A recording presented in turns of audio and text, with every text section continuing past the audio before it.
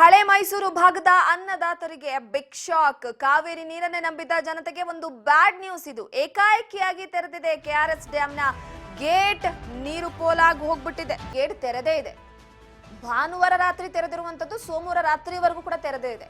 24 ಗಂಟೆಯಲ್ಲಿ ಬರೋಬ್ಬರಿ 2000 ಕ್ಯೂಸೆಕ್ ನೀರು ನದಿ ಪಾಲಾಗಿದೆ. ಸೋಮವಾರ ರಾತ್ರಿ ಕಾವೇರಿ ನೀರಾವರಿ ನಿಗಮದ ಅಧಿಕಾರಿಗಳು ಗೇಟ್ ಬಂದ್ ಮಾಡಿದ್ದಾರೆ. ಈ ವೇಳೆ ಹೆಚ್ಚಿನ ಪ್ರಮಾಣದ ನೀರು ಇದ್ದಿದ್ದರಿಂದ ಗೇಟ್ ಮುಚ್ಚೋದಕ್ಕೆ ಅಧಿಕಾರಿಗಳು ಹರಸಾಹಸ ಪಡುವ ರೀತಿಯಲ್ಲಿ ಆಗಿದೆ. 2000 ಕ್ಯೂಸೆಕ್ ನೀರು ಒಂದಲ್ಲ ಎರಡಲ್ಲ. ಜವಾಬ್ದಾರರು ಯಾರಿದಕ್ಕೆ? ಹೇಗ್ ಗೇಟ್ ಓಪನ್ ಆಯ್ತು? ಆಕಸ್ಮಿಕವಾಗಿ ಓಪನ್ ಆಯ್ತಾ ಅಥವಾ ಏನಿರಬಹುದು ಅನ್ನುವಂಥದ್ದು ಪ್ರಶ್ನೆ ಬರುತ್ತೆ. ಯಾಕಂದ್ರೆ ಕೆಆರ್ಎಸ್ ಡ್ಯಾಂನಲ್ಲಿ ನೀರು ಸಂಗ್ರಹ ಮಾಡಿರುವಂತದ್ದು ಬೆಂಗಳೂರಿಗರಿಗೆ ಕಾವೇರಿ ಕುಡಿಯುವ ನೀರಿನ ಅಗತ್ಯ. ಅದರ ಜೊತೆಗೆ ಹಳೆ ಮೈಸೂರು ಭಾಗದ ರೈತರು ಇದೇ ನೀರನ್ನ ನಂಬಿಕೊಂಡು ಜೀವನ ಮಾಡ್ತಿದ್ದಾರೆ. ರೈತರ ಜೀವನಾಡಿ ನಮ್ಮ ಕಾವೇರಿ. 2000 ಕ್ಯೂಸೆಕ್ ಕಾವೇರಿ ನೀರು ನದಿ ಪಾಲಾಗಿ ಹೋಗಿದೆ. ಈಗ ಯಾರು ಜವಾಬ್ದಾರರಾಗ್ತಾರೆ? ಅತಿ ಹೆಚ್ಚಾಗಿ ನೀರು ಹೋಗ್ತಾ ಇದ್ದಿದ್ರಿಂದ ಅಧಿಕಾರಿಗಳು ಕೂಡ ಗೇಟ್ ಬಂದ್ ಮಾಡೋದಕ್ಕೆ ಹರಸಾಹಸ ಪಡೋ ರೀತಿ ಆಗಿ ಹೋಗಿದೆ. ಶ್ರೀರಂಗಪಟ್ಟಣ ತಾಲೂಕಿನ ಕೃಷ್ಣರಾಜ ಸಾಗರ ಜಲಾಶಯ ಭಾನುವಾರ ರಾತ್ರಿ ತೆಗೆದಿರೋದು. ಸೋಮವಾರ ರಾತ್ರಿವರೆಗೂ ನೀರು ಹೋಗಿದೆ ಅಂತಂದ್ರೆ ಕೇವಲ 2000 ಹೋಗಿದೆಯಾ ಅಥವಾ ಜಾಸ್ತಿ ಹೋಗಿದೆಯೋ ಗೊತ್ತಿಲ್ಲ. ಆದ್ರೆ ಹೇಳಿಕೆಗೆ ಏನ್ ಕೊಡ್ತಾರೆ?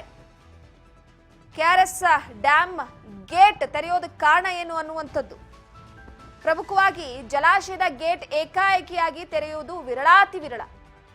ಆದ್ರೆ ಇಲ್ಲಿ ಕೆಆರ್ಎಸ್ ಡ್ಯಾಂನ ಗೇಟ್ ಏಕಾಏಕಿಯಾಗಿ ತೆರೆದಿದ್ದು ಅನುಮಾನಗಳನ್ನ ಹುಟ್ಟುಹಾಕಿದೆ. ಮೊದಲೇ ಹೇಳಿದಾಗೆ 2 ಕಾರಣಗಳಿಂದ ಡ್ಯಾಮ್ ಆನ್ ಗೇಟ್ ತೆರೆದಿರುವಂತಹ ವಿಚಾರವಾಗಿ ಅಧಿಕಾರಿಗಳು ಸಂಶಯವನ್ನ ವ್ಯಕ್ತಪಡಿಸ್ತಾ ಇದ್ದಾರೆ.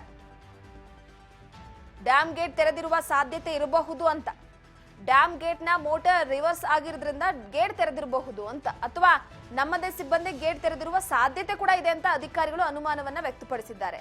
ಆದ್ರೆ ಗೇಟ್ ಯಾವ ಕಾರಣಕ್ಕೆ ತೆರೆದಿದೆ ಅನ್ನೋದು ಇನ್ನೂ ಕೂಡ ತಿಳಿದು ಬಂದಿಲ್ಲ. ತನಿಖೆಗೆ ನಡೆಸಬೇಕು ಅಂದ್ರೆ ಪೂರಕ ಸಾಕ್ಷಿಗಳ ಕೊರತೆ ಇದೆ. ಈ ಡ್ಯಾಮ್ನ ಗೇಟ್ ಏಕಾಏಕಿಯಾಗಿ ತೆರೆದಿರುವಂತಹ ವಿಚಾರವನ್ನ ಹಿರಿಯ ಅಧಿಕಾರಿಗಳು ತಿಳಿದ ತಕ್ಷಣ ಸ್ಥಳಕ್ಕೆ ಬಂದಿದ್ದಾರೆ, ಪರಿಶೀಲನೆಯನ್ನ ನಡೆಸಿದ್ದಾರೆ. ಗೇಟ್ ಏಕಾಏಕಿಯಾಗಿ ಹೇಗ್ ತೆರೆಯುತ್ತೆ ಅಂತ ತನಿಖೆಯನ್ನ ನಡೆಸಬೇಕಲ್ವಾ? ಪೂರಕವಾದಂತ ಸಾಕ್ಷ್ಯಾಧಾರ ಅದಕ್ಕೆ ಅಗತ್ಯವಿದೆ. ಆದ್ರೆ ಡ್ಯಾಮ್ನ ಸುತ್ತಮುತ್ತ ಯಾವುದೇ ಸಿಸಿ ಕ್ಯಾಮ್ರಾಗಳಿಲ್ಲ. ಇದರಿಂದ ತನಿಖೆ ನಿಧಾನವಾಗುವ ಸಾಧ್ಯತೆ ಇದೆ. ಸಿಸಿ ಕ್ಯಾಮ್ರಾ ಆದ್ರೂ ಅಳವಡಿಸಲೇಬೇಕು. ಈಗ ಏನಾಗ್ತಿದೆ ಅಂದ್ರೆ ಆಧುನೀಕರಣಗೊಳ್ತಾ ಇದೆ ಜಗತ್ತು. ಎಲ್ಲಾ ಭಾಗದಲ್ಲೂ ಕೂಡ ಸಿಸಿಟಿವಿ. ಒಂದು ಚಿಕ್ಕ ಪುಟ್ಟ ಮನೆ ಇದ್ರೂ ಕೂಡ, ಯಾವುದೇ ಒಂದು ಗೋಡನ್ ಇದ್ರೂ ಕೂಡ ಅಲ್ಲಿ ಸಿಸಿಟಿವಿಯನ್ನು ಅಳವಡಿಸ್ತಾರೆ.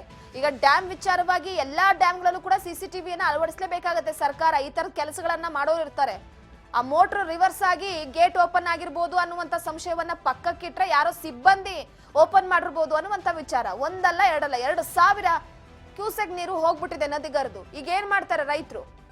ಮೊದ್ಲೇ ಬರಗಾಲ, ಸರಿಯಾಗಿ ಮಳೆ ಆಗ್ತಿಲ್ಲ. ಹೋದ ವರ್ಷನೂ ಕೂಡ ಇದೇ ರೀತಿಯಾಗಿ ಆಗಿತ್ತು. ಈ ವರ್ಷನೂ ಕೂಡ ಸರಿಯಾಗಿ ಮಳೆ ಆಗ್ತಿಲ್ಲ. ಒಂದು ಮಳೆ ಆಯ್ತು ಅಂತಂದ್ರೆ ಅತಿ ಹೆಚ್ಚಿನ ಅವಾಂತರಗಳು ಸೃಷ್ಟಿಯಾಗುತ್ತೆ. ಡ್ಯಾಮ್ ಅಲ್ಲಿ ನೀರು ಸಂಗ್ರಹ ಮಾಡಿಡ್ಲಾಗಿತ್ತು. ಬೆಂಗಳೂರಿನಲ್ಲೂ ಕೂಡ ಕುಡಿಯೋದಕ್ಕೆ ನೀರಿಲ್ಲ. ಮಿತವಾಗಿ ನೀರು ಬಳಸಿ, ವಾಹನಗಳನ್ನ ಯಾರು ತೊಳಿಬಾರದು ಅಂತ ಸರ್ಕಾರ ಈಗಾಗಲೇ ಸೂಚನೆ ಕೊಟ್ಟು ಬಿಟ್ಟಿದೆ. ಇಂತಹ ಸಂದರ್ಭದಲ್ಲಿ ಕಾವೇರಿ ನೀರು ಪೋಲಾಗಿ ಹೋಗಿದೆ.